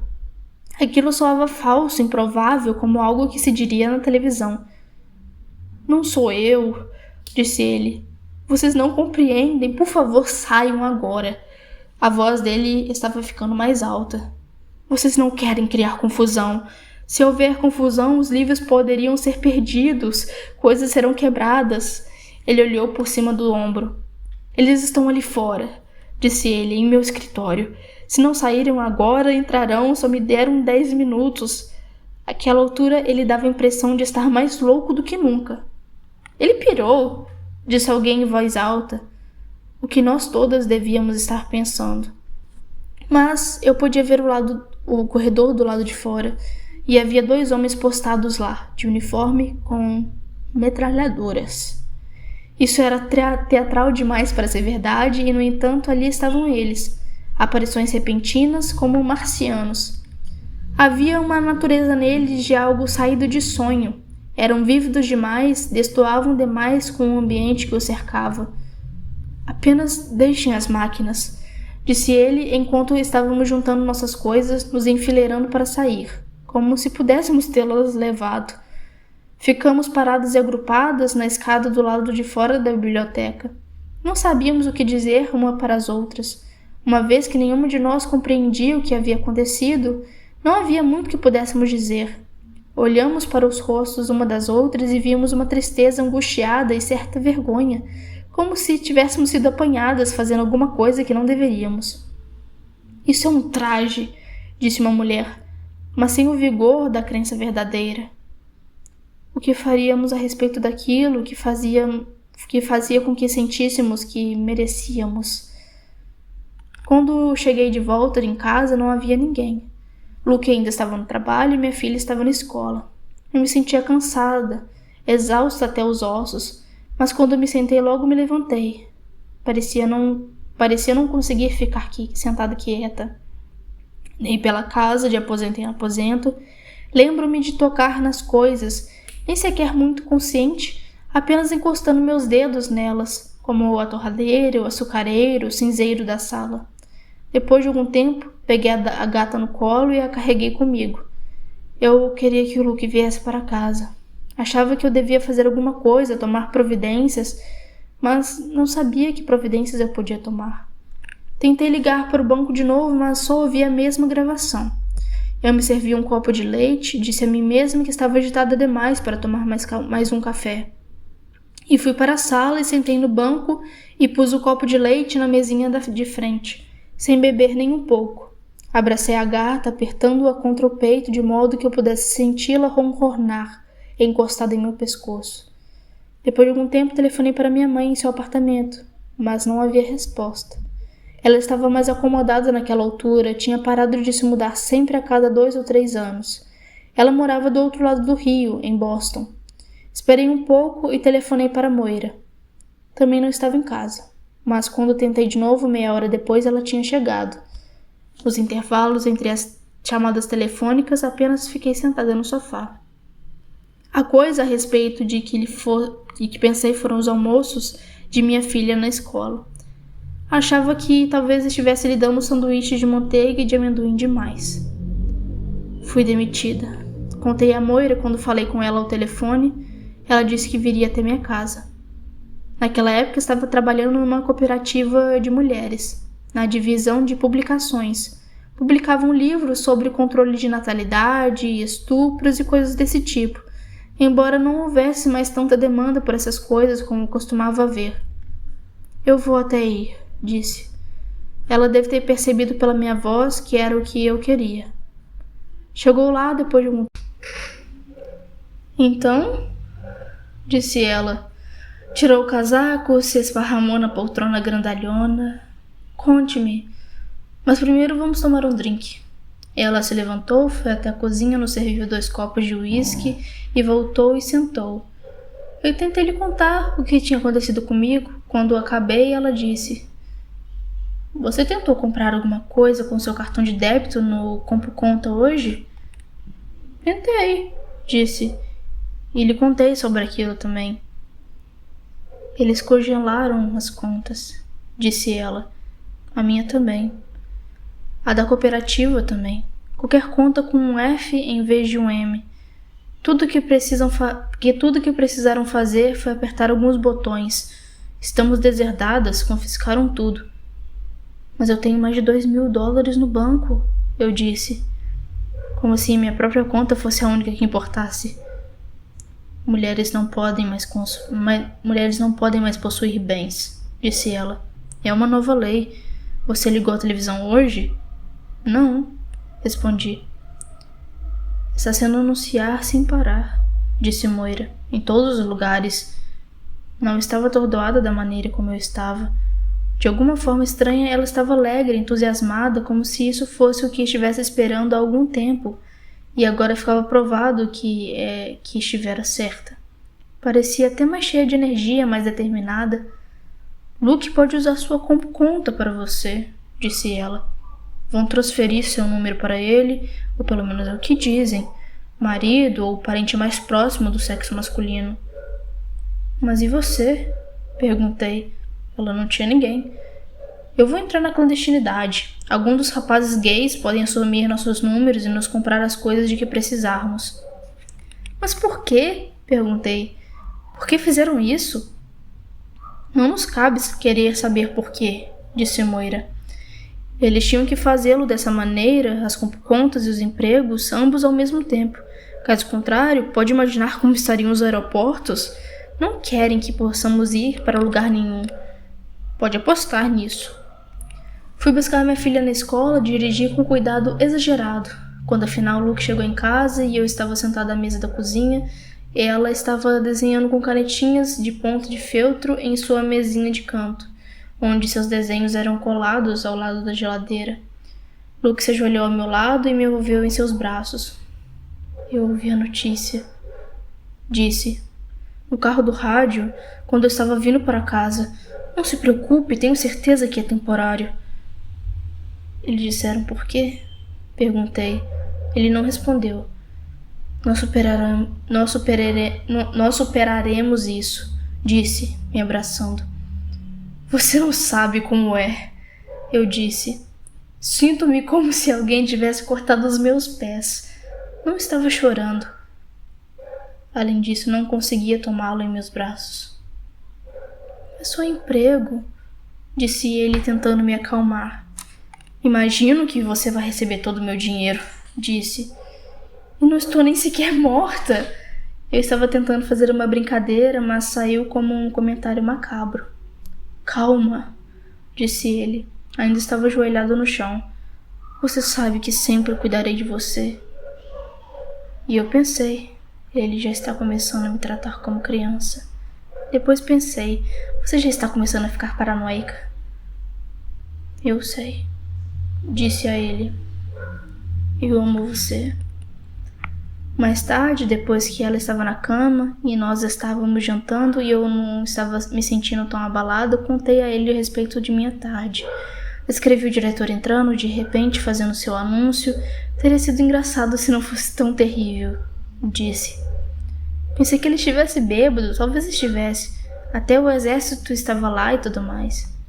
Então me lembrei de algo que eu tinha visto, mas não havia reparado na ocasião. Não era o exército. Era outro exército. Houve passeatas, é claro, muitas mulheres e alguns homens, mas foram menores do que se teria imaginado. Creio que as pessoas estavam com medo, e quando tornou-se de conhecimento público que a polícia ou o exército, ou fossem lá quem fossem, abririam fogo quase tão logo quaisquer das passeatas começaram, as passeatas pararam. Algumas coisas foram explodidas, agências de correios, estações de metrô, mas não se podia nem ter certeza de quem estava fazendo isso. Poderia ter sido o exército para justificar as buscas via computador e as outras de porta em porta. Não fui a nenhuma das passeatas. Luke disse que era inútil e que eu tinha que pensar a respeito deles, minha família, ele e ela. Pensei mesmo em minha família. Comecei a fazer mais atividades domésticas, cozinhar mais. Tentava não chorar na hora das refeições. Àquela altura, eu havia começado a chorar, sem mais nem menos, ia sentar do lado da janela do quarto, olhando fixo para fora. Não conhecia muito dos vizinhos e quando nos encontrávamos lá fora na rua, éramos cuidadosos de não trocar nada além de cumprimentos habituais. Ninguém queria ser delatado por deslealdade. Lembrando tudo isso, lembro-me de minha mãe, anos antes. Eu devia ter 14 ou 15 anos, aquela idade em que as filhas sentem-se embaraçadas ao extremo com suas mães. Lembro-me dela voltando para um de nossos muitos apartamentos com um grupo de outras mulheres. Parte de seu círculo sempre foi cambiante de amigas. Tinha participado de uma passeata naquele dia. Foi durante a época dos tumultos contra a pornografia, ou será que foi nos tumultos contra o aborto? Ocorreram muito perto um dos outros. Houve muitos ataques à bomba na época, clínica, locadoras de vídeo, era difícil acompanhar tudo. Minha mãe estava com um hematoma no rosto e um pouquinho de sangue. Não se pode enfiar a mão numa janela de vidro sem se cortar. Foi tudo o que ela disse sobre o assunto. Sangradores, filhos da puta! Uma das amigas disse. Ela chamava o outro lado de sangradores, por causa dos cartazes que carregavam com os dizerem, deixem que sangre, de modo que devem ter sido os tumultos contra o aborto. Fui para o meu quarto para ficar longe delas. Estavam falando demais e alto demais. Elas me ignoravam e eu me ressentia delas. Minha mãe e suas amigas arruaceiras. Não entendia por que ela tinha que se vestir daquela maneira, de macacão, como se fosse jovem, ou por que tinha que dizer tanto palavrão. Você é tão cheia de melindres, ela costumava me dizer, num tom de voz que, de maneira geral, era bem satisfeito. Ela gostava de ser mais abusada do que eu, mais rebelde. Adolescentes são sempre melindrosos. Parte da minha desaprovação era isso, tenho certeza. Mecânica, superficial, rotineira. Mas eu também queria dela uma vida mais cerimoniosa, menos sujeita a expedientes e retiradas repentinas. Você foi uma criança desejada, querida, Deus sabe. Ela me dizia em outros momentos, se demorando debruçada sobre os álbuns de fotos nas quais me tinha emoldurada. Aqueles álbuns eram grossos, cheios de bebês, mas minhas réplicas foram ficando mais finas à medida que eu ficava mais velha, como se a população de minhas duplicatas tivesse sido dizimada por alguma praga. Dizia isso pesarosamente, como se eu não tivesse acabado de me revelar inteiramente como ela havia esperado. Mas nenhuma mãe jamais corresponde completamente à idade de uma filha do que a mãe deveria ser, e imagino que isso também seja verdade no sentido inverso. Mas apesar de tudo, nós não nos saímos mal uma com a outra, nos saímos tão bem quanto a maioria. Gostaria que ela estivesse aqui, de modo que pudesse lhe dizer que, finalmente, sei disso. Alguém saiu da casa. Ouço fechar distante de uma porta e mais atrás para o lado. O som de passos no caminho é Nick. Posso vê-lo agora. Ele saiu do caminho, foi para o gramado para respirar o ar úmido que fede a flores. A crescimento carnudo.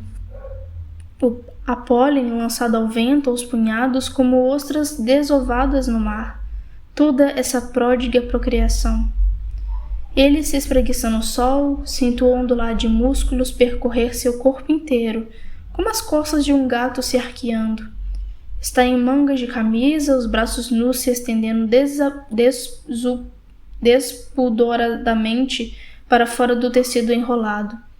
Onde acaba o bronzeado? Não falei com ele desde aquela única noite. Paisagem de sonho na sala de estar, plena de luar. Ele é minha única bandeira, meu sinaleiro, linguagem corporal. Nesse momento, seu cap está inclinado para o lado. Portanto, fui chamada.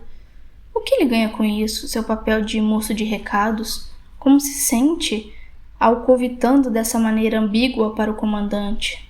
Será que o enche de repulsa ou o faz querer mais de mim, me querer mais? Porque ele não tem nenhuma ideia do que realmente acontece lá dentro, entre os livros. Atos de perversão ao que lhe é dado supor. O comandante e eu cobrindo um ao outro com tinta, tirando-a com lambidas ou fazendo amor sobre pilhas de papel de jornal proibido. Bem, ele não estaria assim tão longe da resposta. Mas podem ter certeza disso, ganha alguma coisa por isso. Todo mundo recebe suborno de uma maneira ou de outra.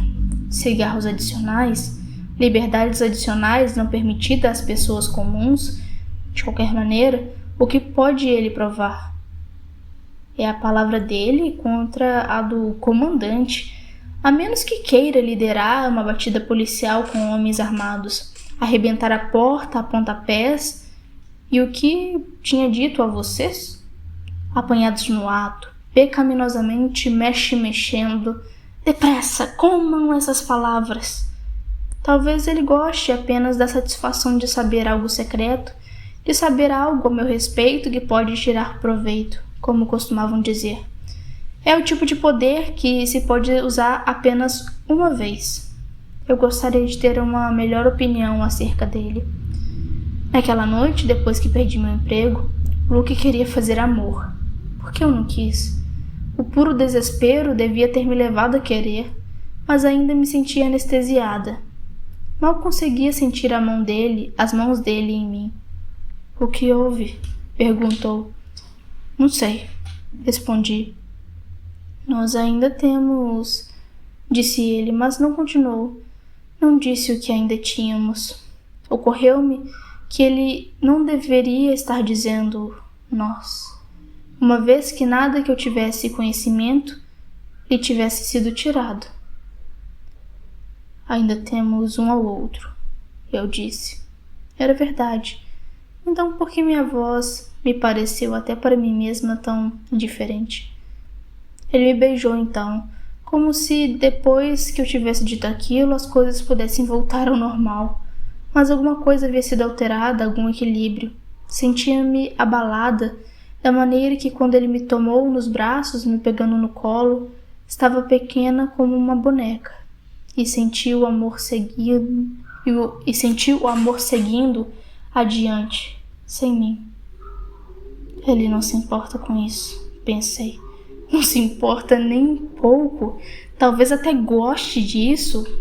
Não somos mais um do outro, não mais. Em vez disso, eu sou dele. Ignóbil, injusto, insincero. Mas foi isso que aconteceu. De modo que, Luke, o que eu quero lhe perguntar, o que eu preciso saber... Luke, o que quero lhe perguntar agora, o que preciso saber é... Eu estava certa? Por que nunca conversamos a respeito disso? Quando, por fim, eu estava em condições de ter conversado, tive medo de fazê-lo. Não podia me dar ao luxo de perder você. Capítulo 29.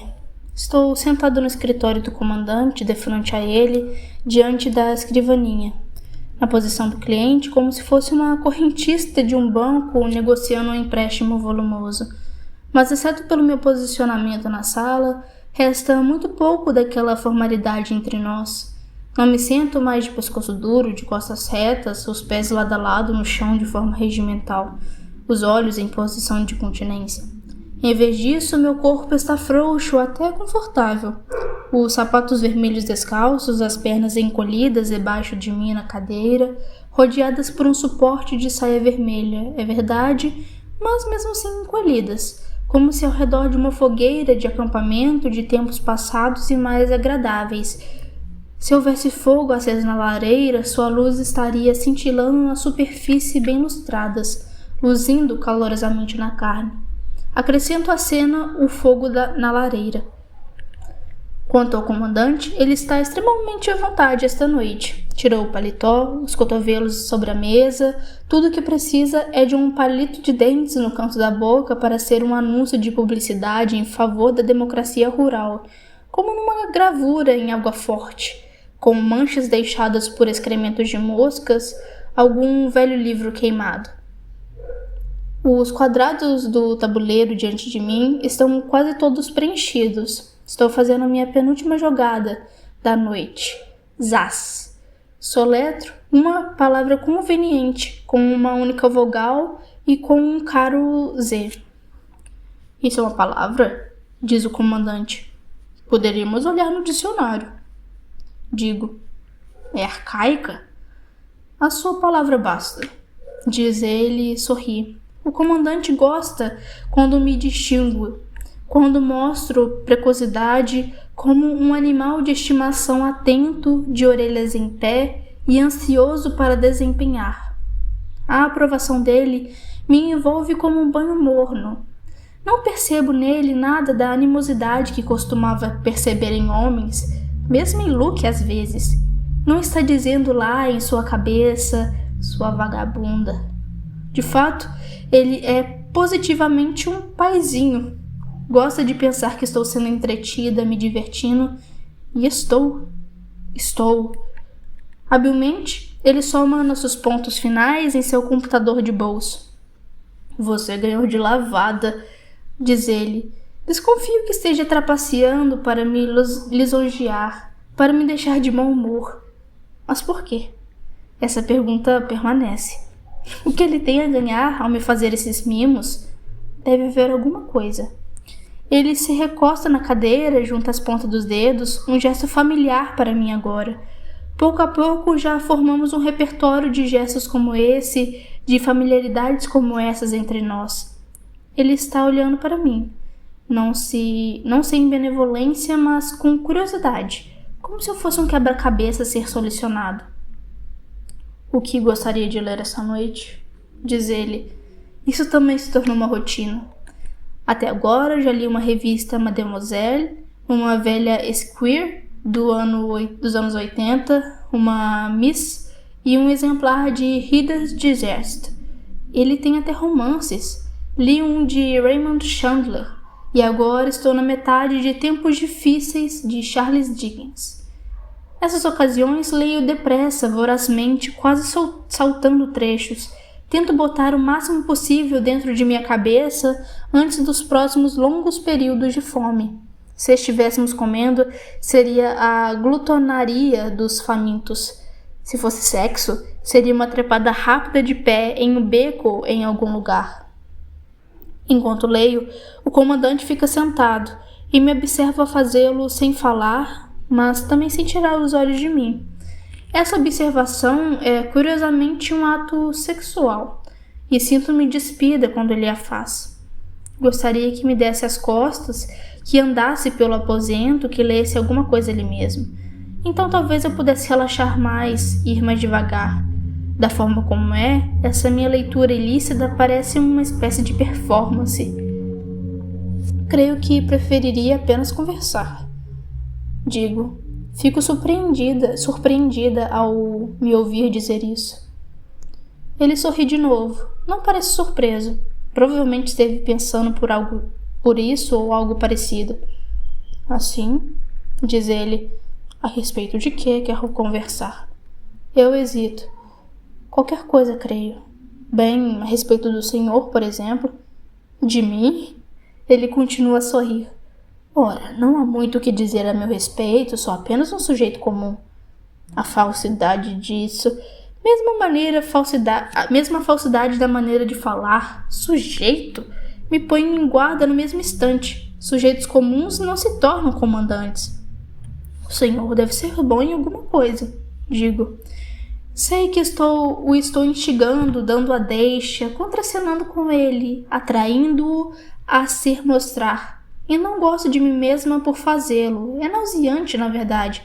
Mas estamos praticando esgrima. Ou ele fala, ou eu falarei. Sei disso. Posso sentir a fala se levantando e empinando dentro de mim. Já faz tanto tempo desde que realmente conversei com alguém pela última vez. A concisa troca de palavras sussurradas com Offglen durante nossa caminhada hoje não conta, mas foi uma provocação, uma preliminar. Uma vez tendo sentido alívio de mesmo aquele minúsculo falar, quero mais. E se eu falar com ele, direi alguma coisa errada, entregarei alguém, alguma coisa. Posso sentir isso vindo, uma traição de mim mesma. Não quero que ele saiba demais. Trabalhei com pesquisa de mercado para começar, diz ele timidamente. Depois disso, de certo modo, me expandi. Ocorre-me que, embora eu saiba que ele é um comandante, não sei de que ele é comandante. O que ele controla? Qual é o seu campo? Como costumavam dizer, eles não têm títulos específicos. Digo, tentando parecer entender. Você poderia dizer que eu sou uma espécie de cientista, diz. Dentro de limites, é claro. Depois disso, ele não diz nada por algum tempo, nem eu. Estamos tentando ver quem aguenta esperar mais antes que o outro fale. Sou a primeira a quebrar o silêncio. Bem, talvez pudesse me dizer uma coisa a respeito da qual ando curiosa. Ele demonstra interesse. O que seria? Estou seguindo direto para o perigo, mas não consigo me deter. É uma frase que me lembro de algum lugar, melhor não dizer onde. Acho que é latim, e pensei que talvez... Sei que ele tem um dicionário em latim, tem vários dicionários desse tipo, na prateleira do alto à esquerda da lareira. Diga-me, diz ele em tom distante, mas mais alerta. Ou será que estou imaginando? Nolit de bastard carborondarum, digo. O quê? Diz ele. Não pronunciei corretamente, não sei fazê-lo. Eu poderia soletrar, digo, escrever. Ele hesita nessa nova ideia. Possivelmente não se lembra de que sei escrever. Nunca segurei uma caneta, um lápis ou qualquer aparato de escrita nesta sala, mesmo para somar os pontos. Mulheres não sabem somar, disse ele certa vez em tom brincalhão. Quando perguntei o que estava querendo dizer, explicou. Para elas, 1 mais 1 não fazem 4. O que fazem? Perguntei, esperando 5 ou 3. Apenas 1 mais 1, 1 mais 1, 1 mais 1, disse. Mas agora ele diz, está bem.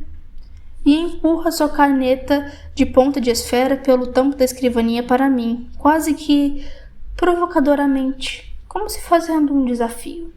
Olho ao redor em busca de algo em que escrever e ele me passa o bloco onde anoto os pontos. Um bloco de anotações com um pequeno círculo com um sorriso impresso no alto da página. Ainda fazem essas coisas.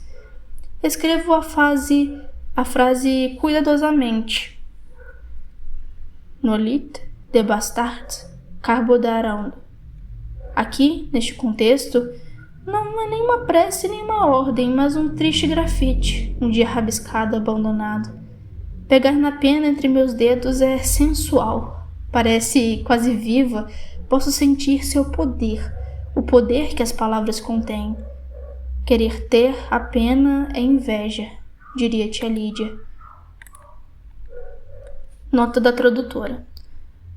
O jogo de palavras perde o sentido em português. Pen is envy. Por exemplo, literalmente, pena/caneta é inveja, uma alusão à inveja do pênis de Freud, como em penis envy. Fim da nota da tradutora. Diria a tia Lídia, citando mais um dos lemas do centro, advertindo-nos a nos manter longe de tais objetos. E elas estavam certas, é inveja. Só tê-la na mão é inveja. Eu invejo a pena do comandante. É mais uma coisa que eu gostaria de roubar. O comandante pega a página com um círculo com um sorriso de minha mão e olha para ela. Então começa a rir. E será que está enrubescendo? Isso não é latim de verdade, diz ele. É apenas uma piada, um xiste. Uma piada? Digo agora perplexa. Não pode ser apenas uma piada. Arrisquei isto.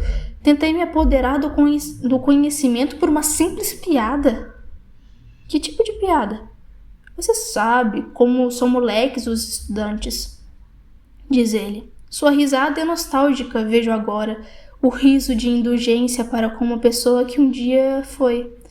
Ele se levanta, cruza a sala até as estantes, tira um livro de sua coleção de tesouros. Não um dicionário, contudo. É um livro antigo, um livro de ensino, parece, com as páginas marcadas com dobras e manchas de tinta. Antes de me mostrar, ele o folheia, contemplativo, rememorando. Então, aqui, diz ele, pondo o livro aberto sobre a escrivaninha na minha frente. O que vejo primeiro é uma ilustração, a Vênus de Milo, numa foto em preto e branco, com um bigode e um sutiã preto e pelo nas axilas desenhados desajeitamente. Na página oposta está o Coliseu em Roma, com uma legenda em inglês e abaixo uma conjuração. Sum est, summum est sunt. Aqui, diz ele, apontando, e na margem veio escrito com a mesma tinta dos cabelos desenhado na Vênus: Nollit de bastard carborudarum. É meio difícil de explicar porque é engraçado, a menos que você saiba latim, diz ele. Costumávamos escrever todo tipo de coisa como essa. Não sei de onde as tirávamos. Talvez aprendêssemos com meninos mais velhos. Esquecendo-se de mim e de si mesmo, ele está virando as páginas. Veja isso, diz.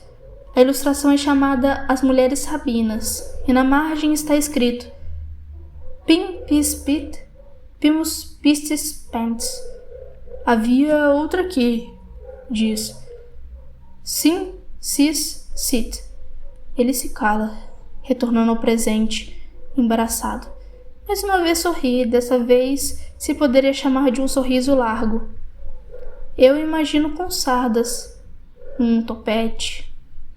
Agora, neste exato momento, quase gosto dele. Mas o que significava? Digo. Qual delas? Diz ele. Significava não permita que os bastardos reduzam você a cinzas. Creio que imaginássemos que fôssemos muito espertos naquela época. Eu forço um sorriso, mas está tudo diante de mim agora.